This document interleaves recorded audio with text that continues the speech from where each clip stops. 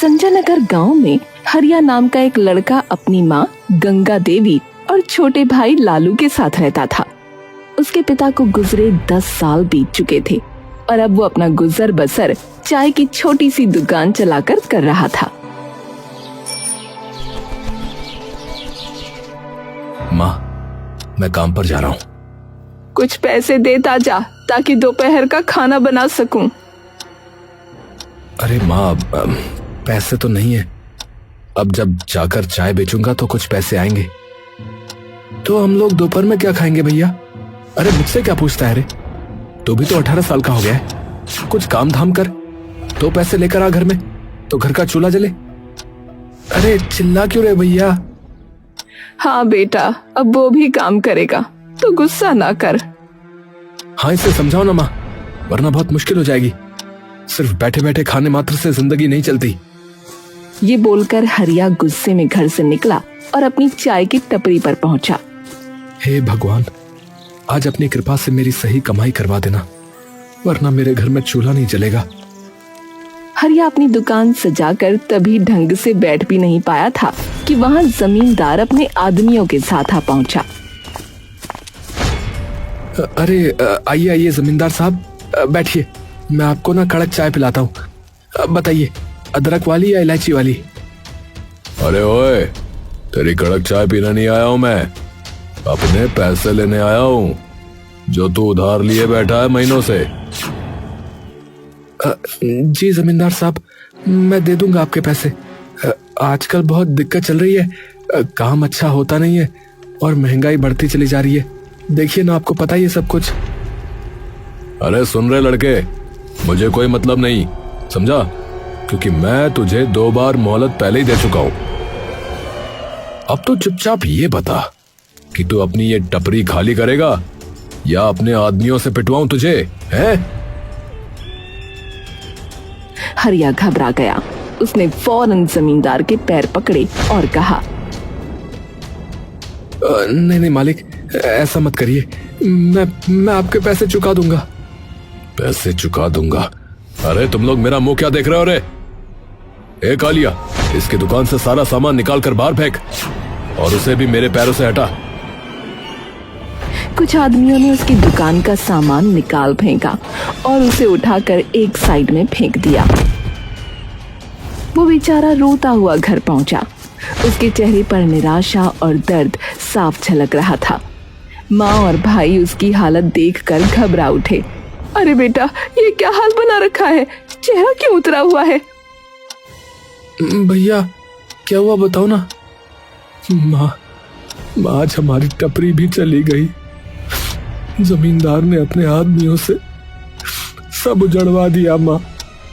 अब हमारे पास ना दुकान रही, ना ही कोई सहारा माँ। ये सुनते ही गंगा देवी और लालू के पैरों तले जमीन खिसक गई। घर में सन्नाटा छा गया। हे भगवान, अब हम क्या करेंगे? भैया, तो अब हम 2 वक्त की रोटी भी नहीं जुटा पाएंगे। और क्या? अरे और क्या, मुझे तो बस यही आता था, चाय बनाना और बेचना। अब और कौन सा काम करूं बता? कुछ देर तक घर में सिर्फ सिसकियां गूंजती रहीं।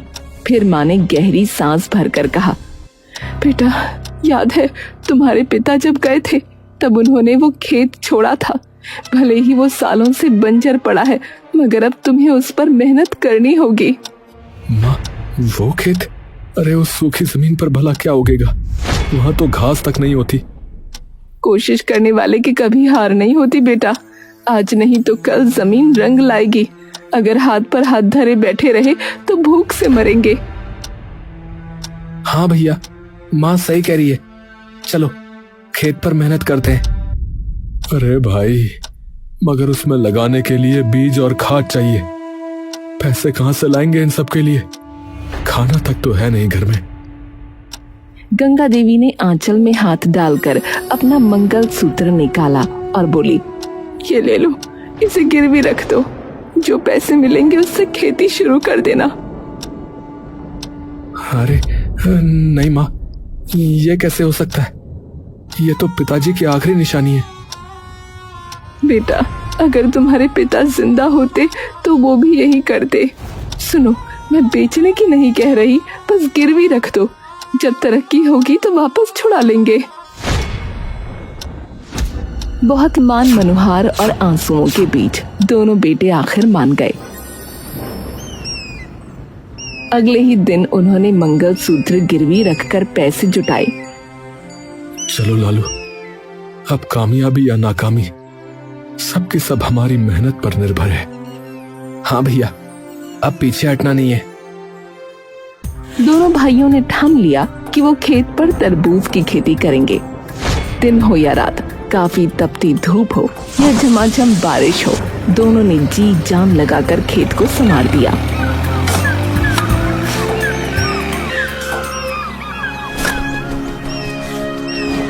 हाँ, देख लालू, मिट्टी की खुशबू बदल रही है। लगता है हमारी मेहनत रंग लाएगी रे। हाँ भैया, जमीन भी हमारी लगन को पहचान गई है लगता है। और सचमुच कुछ ही महीनों में खेत बड़े बड़े हरे भरे तरबूज से भर गया। अब समय आ गया जब उन्हें अपनी उपज मंडी ले जानी थी। दोनों भाई बैलगाड़ी में तरबूज भरकर मंडी पहुंचे।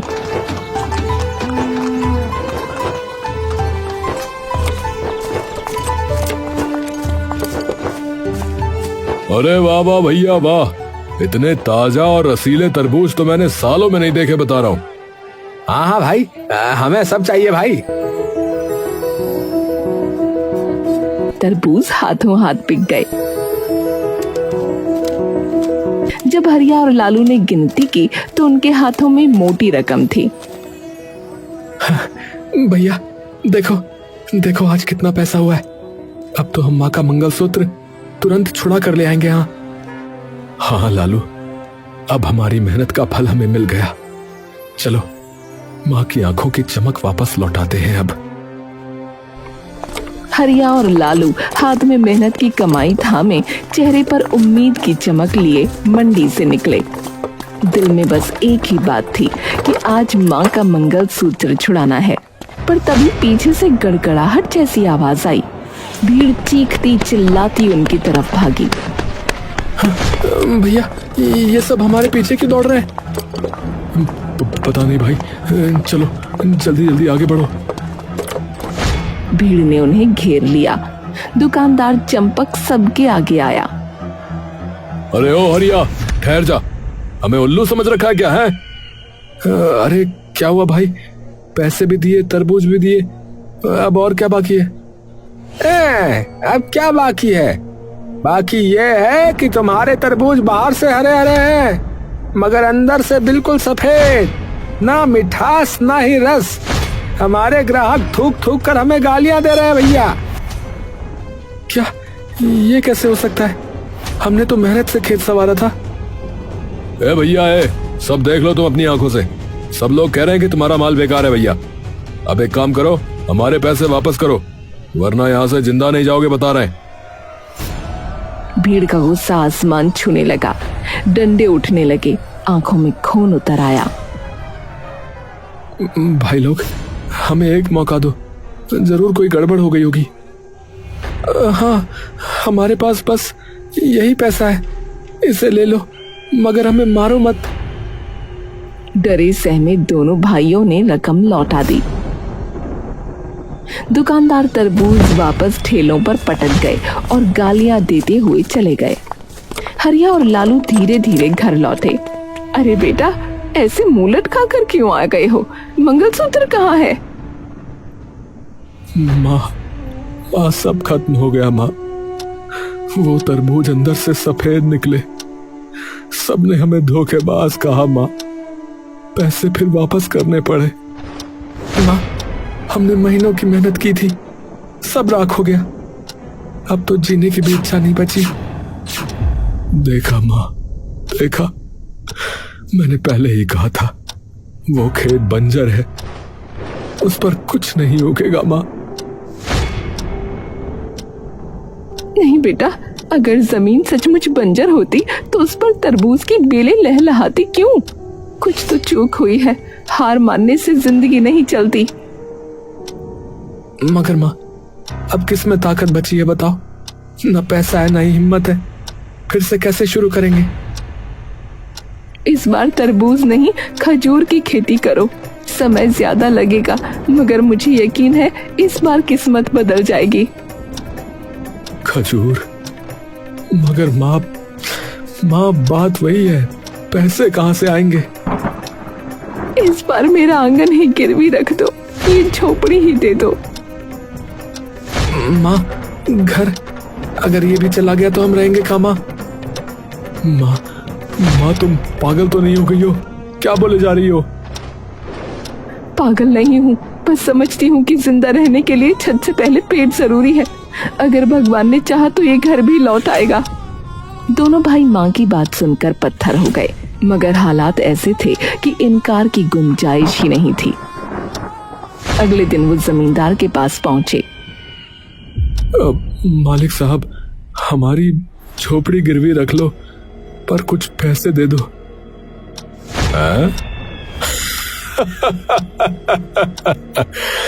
तुम्हारी झोपड़ी? अरे वो माचिस की डिब्बी जैसी जगह मेरे किस काम की भाई? मालिक, वो सड़क किनारे है, अगर आप वहां कुछ बनवाएं तो उसकी कीमत आसमान छू लेगी। जमींदार की आंखों में लालच चमक उठा। उसने सोचा, सही कह रहे हैं, सड़क किनारे की जमीन सोने से कम नहीं होती।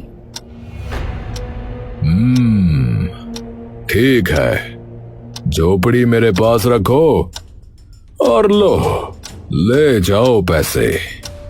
मगर याद रहे, अगर पैसे समय पर ना चुकाए तो समझो झोपड़ी हमेशा के लिए मेरी। क्या समझे? बेबस हरिया और लालू ने शर्त मान ली और पैसे लेकर लौटे। इस बार दोनों ने खजूर की खेती शुरू की। समय बीता, साल बदला और मेहनत रंग लाई। खेत में खजूर के पेड़ लहलहा उठे, उनकी डालियां फलों से झुक गईं। देखो लालू, बगीचा कितना प्यारा लग रहा है, देखो। हाँ भैया, अब मंडी में सबको मुंह तोड़ जवाब देंगे। दोनों भाइयों ने खजूर के टोकरे तैयार किए और मंडी पहुंच गए। अरे लो जी लो भैया, ताजे खजूर, जरा देखो तो, इस बार हमारी मेहनत का फल चखो। अरे हाँ, बहुत देख लिया तुम्हारा माल है। अब की बार बिना देखे ही कहता हूँ कि ये सब बेकार है, नहीं चाहिए भैया, आगे बढ़ो। हाँ, हम नहीं करे देंगे, तुम दोनों धोखेबाज हो भैया, जाओ यहाँ से। अरे भाई, कम से कम देख तो लो, एक बार चख तो लो, फिर कह देना खराब है। ए भाई, कहा ना यार, हमें नहीं चाहिए, चलो भागो यहाँ से, वरना अच्छा नहीं होगा, बता रहे हैं।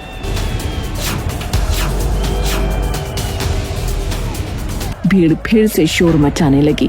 दुकानदारों ने बिना देखे ही खजूर ठुकरा दिए। अपमान से झुके सर और टूटे दिल लिए हरिया और लालू मंडी से वापस लौटे। भैया, लगता है किस्मत ही हमसे रूठ गई है। हाँ लालू, मेरी तो समझ में ही नहीं आ रहा है कि अब क्या करेंगे।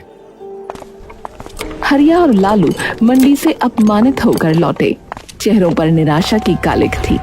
घर पहुंचकर उन्होंने माँ को सारी आप बीती सुनाई। क्या, बिना देखे ही लौटा दिया? अरे भगवान, ये कैसा अन्याय है मेरे बच्चों पर। हाँ माँ, अब तो लगता है कि इस धरती पर हमारे लिए जगह ही नहीं बची। तीनों कुछ देर तक खामोश बैठे रहे। सन्नाटा इतना गहरा कि मानो वक्त भी ठहर गया हो। अचानक गंगा देवी के चेहरे पर चमक आ गई। रुक जाओ, इतनी जल्दी हार मानना पाप है। पहले ये तो देखो कि ये खजूर वाकई बेकार है या नहीं। माँ, क्या फायदा जब मंडी वाले ही नहीं मानते तो। चुप, बिना चखे फैसला मत करो, ले आओ ये खजूर। तीनों ने खजूर तोड़े और खाने लगे। अरे अरे वाह, ये तो गजब के मीठे। सच कहूं तो मैंने इतनी स्वादिष्ट चीज अपनी जिंदगी में नहीं चखी। देखा, ये कोई साधारण खजूर नहीं, ये तो वरदान है। मगर कमी है हमारी सोच में। मंडी वालों की दया पर जीने की बजाय हमें खुद रास्ता बनाना होगा। पर माँ कैसे? मेरे पास एक उपाय है। हम इन खजूरों की बर्फी बनाएंगे और सीधा गांव वालों को बेचेंगे। बर्फी खजूर की? हाँ, मीठे खजूर और देसी गुड़ से जो स्वाद बनेगा उसे खाकर लोग दीवाने हो जाएंगे। हरिया को थोड़ी उम्मीद जगी। वो तुरंत बाजार की ओर भागा और गुड़ खरीद लाया। गंगा देवी ने खजूर और गुड़ को मिलाकर रात भर चूल्हे पर पकाया। भट्टी की आंच, माँ के हाथों का जादू और उनकी आस्था, तीनों ने मिलकर बर्फी तैयार कर दी। माँ, ये तो चमचमाते सोने जैसी लग रही है। हाँ भैया, अब देखते हैं गांव वाले क्या कहते हैं। अगले दिन दोनों भाई टोकरियों में बर्फी भरकर गांव की गलियों में निकल पड़े। अरे आओ आओ भैया, अरे खजूर की बर्फी, मीठी, नरम और एकदम देसी भैया। अरे बाबूजी आओ, अरे माताजी, अरे भैया, आओ भैया आओ। लो जी लो, खाओ और बताओ कैसी है ये खास बर्फी। लो भैया, दादा आओ देखो चखो। गांव वालों को तो पहले ही शक था, मगर जैसे ही बर्फी मुंह में गई सबके चेहरे खिल उठे। क्या क्या खिला रहे हो? क्या है ये? बर्फी? खजूर की बर्फी?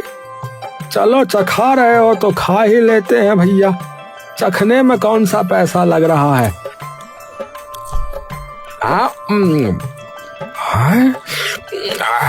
अरे भैया, ये तो गजब है भैया।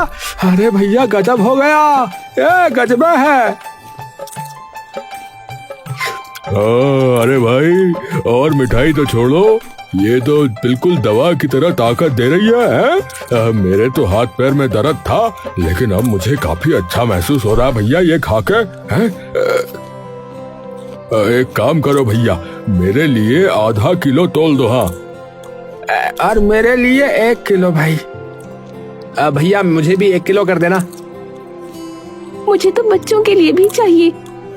कुछ ही दिनों में खजूर की बर्फी पूरे गांव की सबसे ज्यादा बिकने वाली मिठाई बन गई। सभी तरफ उन्हीं की चर्चा थी। पैसे बरसने लगे। सबसे पहले हरिया ने माँ का मंगलसूत्र छुड़वाया। मंदिर जाकर उसने माँ के हाथों में उसे डालते हुए कहा, माँ, ये सिर्फ कहना नहीं, ये हमारी इज्जत है। आज फिर से आपके गले की शोभा लौटी है। भगवान करे ये कभी दोबारा न छूटे। अब सिर्फ झोपड़ी छुड़वाने का सपना बाकी था। परिवार की आंखों में नई उम्मीद थी, मगर उनकी तरक्की देखकर जमींदार के दिल में आग लग गई। अरे धत तेरे की, ये करीब अब अमीर बनेंगे।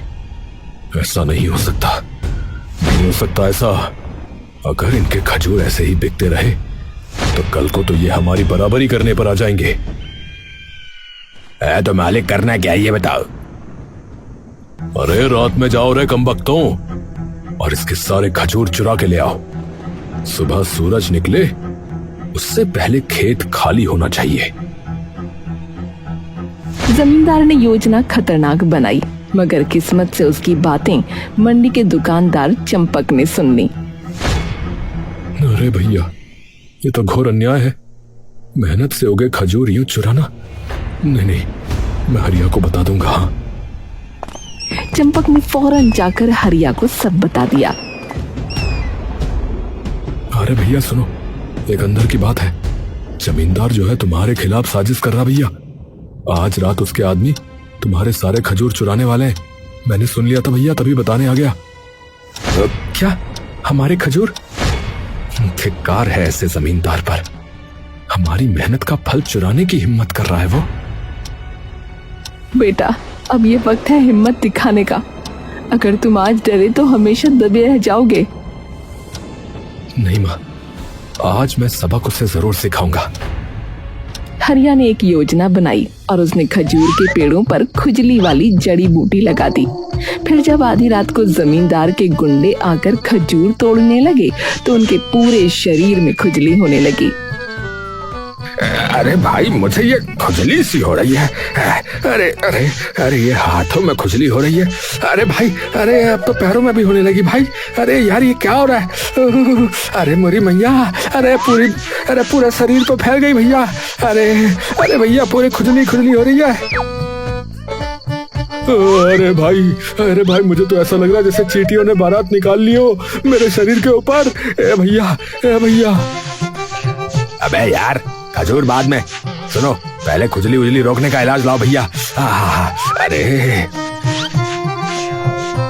कुछ ही पलों में सब आदमी पेड़ छोड़ छोड़ कर सड़क पर ऐसे भागे जैसे उनकी कमर में आग लग गई हो। पूरा मंजर देखकर हरिया, लालू और चंपक ठहाकों से लोटपोट हो गए। अरे भाई, मैंने तो बहुत तमाशे देखे, लेकिन इतना शानदार कॉमेडी शो पहली बार देख रहा हूँ भैया। जब सब भाग गए तो हरिया ने चंपक से पूछा, अरे चंपक भाई, एक बात बताओ, आपने हमारी मदद क्यों की? तुमने तो कहा था कि हमारे खजूर बेकार है। अरे अब क्या बताऊं हरिया, जमींदार ने ही हमें भड़काया था भैया। उसने कहा था कि तुम्हारे फल कोई ना खरीदे, ताकि वो फिर तुम्हारा घर हड़प ले। इसलिए तो ये सब उस जमींदार का खेल था। लेकिन अब देखना, मैं अपना घर छुड़वा कर ही दम लूंगा। हाँ। अगले दिन अचानक शहर में एक आदमी आता है और हरिया से कहता है, तुम हरिया हो ना, जो खजूर की बर्फी बेचते हो? जी, आप कौन? देखो भैया, शहर में मेरी कई सारी मिठाई की दुकानें हैं, लेकिन जब से कुछ लोग यहाँ से खजूर की बर्फी खाकर गए हैं तो वो उसी की बात करते रहते हैं, और मेरी दुकानों पर भी उसकी मांग बहुत बढ़ गई है। इसलिए मैं चाहता हूँ कि तुम हमारे लिए खजूर की बर्फी बनाओ भैया। हम तुम्हें अच्छा दाम दे देंगे भाई। अरे ये तो बहुत खुशी की बात है। तो आपको कितनी बर्फी चाहिए होगी? पहली बार में 10 से 20 किलो भी दे दोगे तो चलेगा, लेकिन मुझे ज्यादा चाहिए होगी भैया, क्योंकि मेरी 5 दुकानें हैं। ठीक है भाई साहब, आपको मिल जाएगी। अच्छा ठीक है, फिर ये लो पैसे एडवांस। वो आदमी एडवांस पैसे देकर चला गया। बेटा, इतना बड़ा ऑर्डर, आज मुझे लग रहा है कि मेरी तपस्या सफल हुई। सच में माँ, विश्वास नहीं हो रहा है। कुछ ही महीनों में हरिया और लालू बहुत अमीर हो गए और वो अपना घर छुड़वा लेते हैं। तुमने हमको और सभी गांव वालों को बहुत सताया जमींदार, लेकिन याद रखना, अब हम तुमसे ज्यादा अमीर हैं, और इसीलिए अब कोई समझदारी दिखाने की कोशिश मत करना। हाँ। अरे नहीं भाई, मैं आपसे कभी ऐसा नहीं करूंगा। मैंने तुम्हारी गरीबी का फायदा उठाने की कोशिश की, लेकिन भूल गया था कि किस्मत के आगे किसी की नहीं चलती। मुझे माफ कर दो भाई, मुझे माफ कर दो। हाँ, जाओ, माफ किया। चलो बच्चों। इस घटना के बाद गांव का कोई भी शख्स जमींदार के आगे नहीं दबता था, और इस तरह हरिया और लालू की मेहनत से उनका भाग्य तो बदला और साथ ही जमींदार का दबदबा भी खत्म हो गया।